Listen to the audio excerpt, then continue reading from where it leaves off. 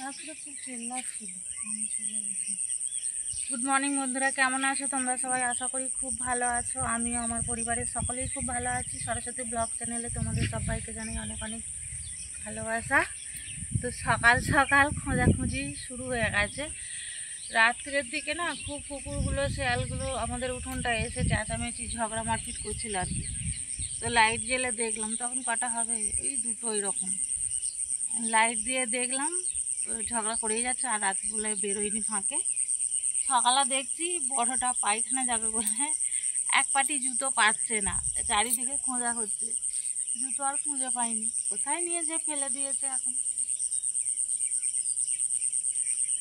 টাক পাখিটা বিষপালায় কেন নিয়ে করছে। চলো, ঘরদোরগুলো ঝাঁট দিয়ে বার করেছি, উঠোনটা ঝাঁট দেবো বলে। আর বড়টা বলছে, মা আমার আর এক পাটি চটি কোথায় গেল? এইগুলোতেই কোথাও আছে হয়তো, দেখো। দেখছি চারিদিকে খোঁজা হলো, খুঁজে আর পাইনি।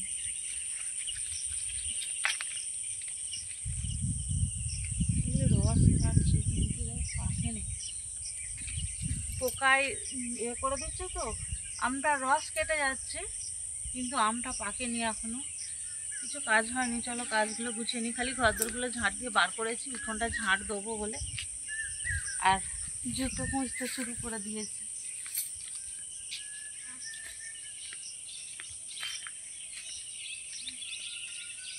ছেলেটা সাইকেলটাকে বার করে সারাচ্ছিল। এই যে এক পাটি রয়েছে, আর এক পাটি কোথায় দিল কি জানি। ঝাঁট দিতে দিতেই আমি চলে গেছি।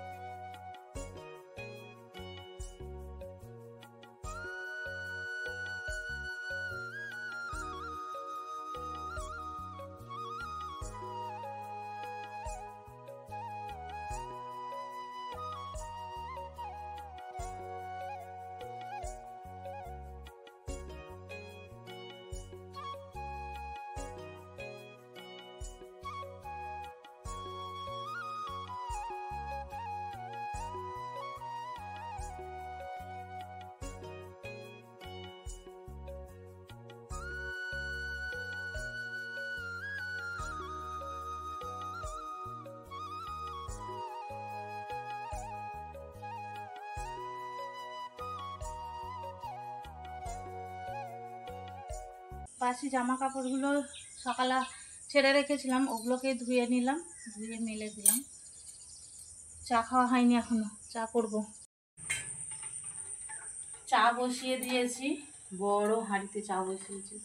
আসলে এটাই দুধ ছিল, দুধ গরম করা ছিল, গতকালকে দুধ এই হাঁড়িতেই গরম করা হয়। তো ওর জন্য ভাবলাম যে আবার আলাদা চায়ের জায়গা বসাবো, তার থেকে দুধ চা করবো, ওই হাঁড়িটাতেই বসিয়ে দিই। ওর জন্য হাঁড়িটাতেই বসিয়ে দিয়েছি। একবার দোকানে গিয়েছিলাম, চিনি ছিল না, চিনি নিয়ে আনলাম, তারপরে চা বসিয়েছিলাম। চা হয়েই এসছে, ছেঁকে নেবো।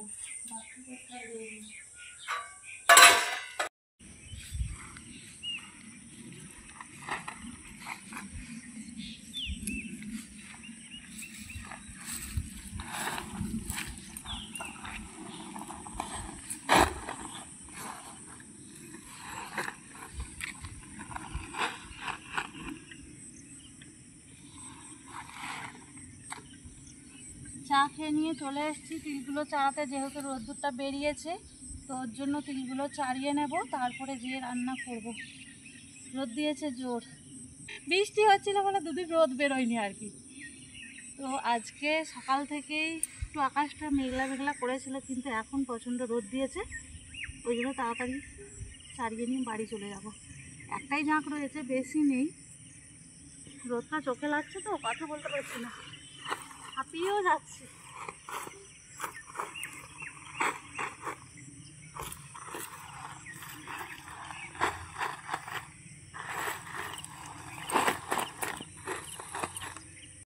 সকালে যখন তিল চাড়াচ্ছিলাম তখন কীরকম রোদ্দুর ছিল, আর এখন আকাশটা দেখো ঝড় উঠে গেছে, বৃষ্টি আসবে।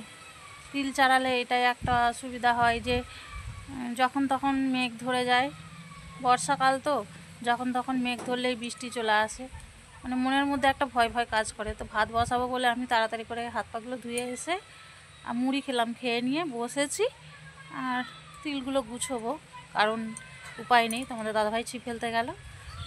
মুড়ি খেতে বসেছি, দেখছি মেঘ ধরেছে, তো কী আর করা যায়, এখন তিলগুলো গুছোতে যাব।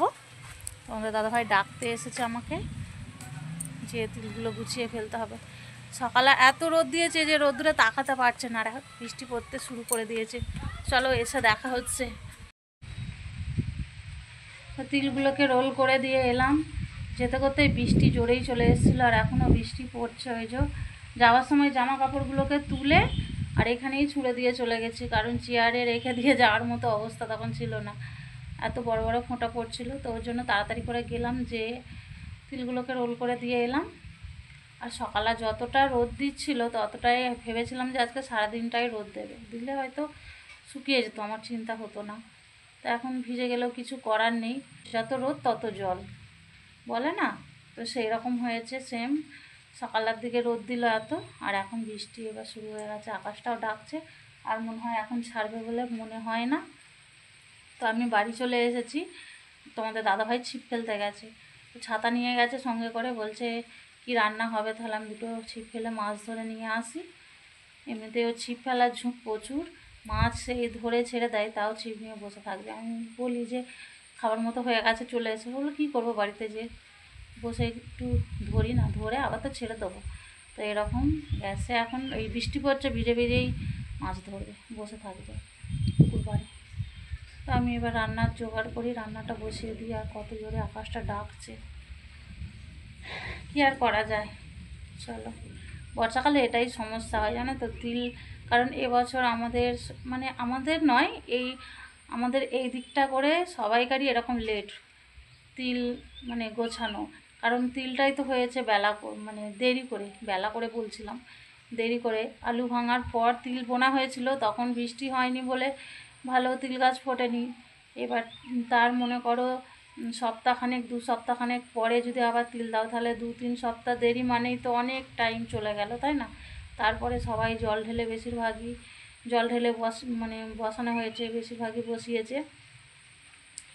মাঝখানে একবার বৃষ্টি হয়ে গেলে তো গাছ ফোটে, যেহেতু বৃষ্টি হয়নি তখন মাটি খরা ছিল, জলের জন্য গাছ ফুটতে পারেনি, তো ওর জন্য এখন ভুগতে হচ্ছে, জানো কী বলবো। তো চলো, কোনো অসুবিধা নেই, এরকম করে করেই যে ভেজাবে সেই শোকাবে, এরকম করে করেই গুছিয়ে নিতে হবে। কাটা ঢ্যাঁড়স হয়েছিল, তো ঢ্যাঁড়সগুলোকে তুলে নিয়েছে, আর এখানে আনাজ কাটতে বসে গেছিলাম। আনাজ কাটতে কাটতে ভাত বসিয়েছিলাম, তো ভাতটা হয়ে গেছে, ওই যে ভাতটাকে নামিয়ে রেখেছি। আর একটা কাকিমা এসেছিলো, কাকিমার সাথে বকতে বকতেই আমার আনাজ কাটা হয়নি, না হলে এতক্ষণ আনাজ কাটা হয়ে যেত। তো পুকুর পাড়ে একবার গিয়েছিলাম তোমাদের দাদাভাইকে দেখতে, যে মাছ পেয়েছে কি পায়নি, তো দেখলাম যে একটাও মাছ ধরতে পারেনি এখনও।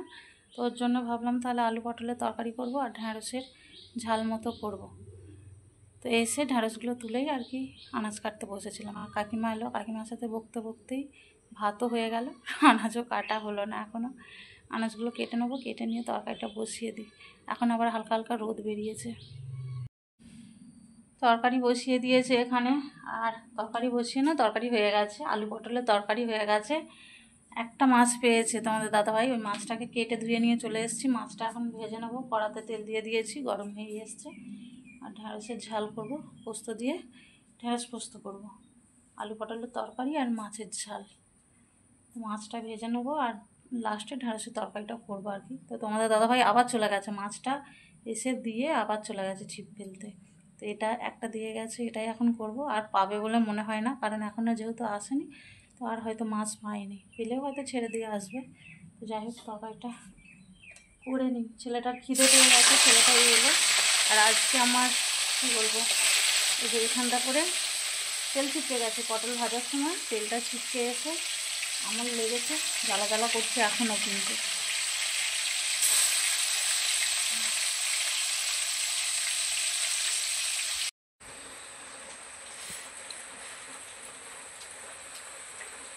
চান করে ভাত খেতে বসে গেছি, ভাত খেয়ে নেবো।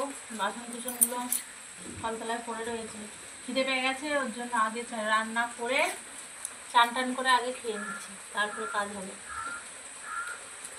বৃষ্টি পড়তে আরও শুরু করে দিয়েছে, এখন জোরে বৃষ্টি পড়ছে।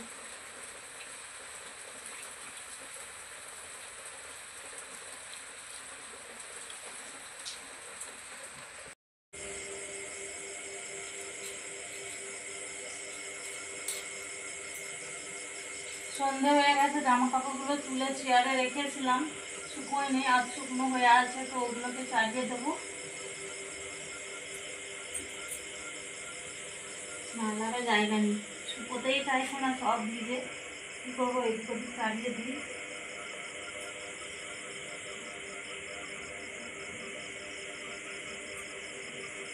পাখাটা অফ করা আছে।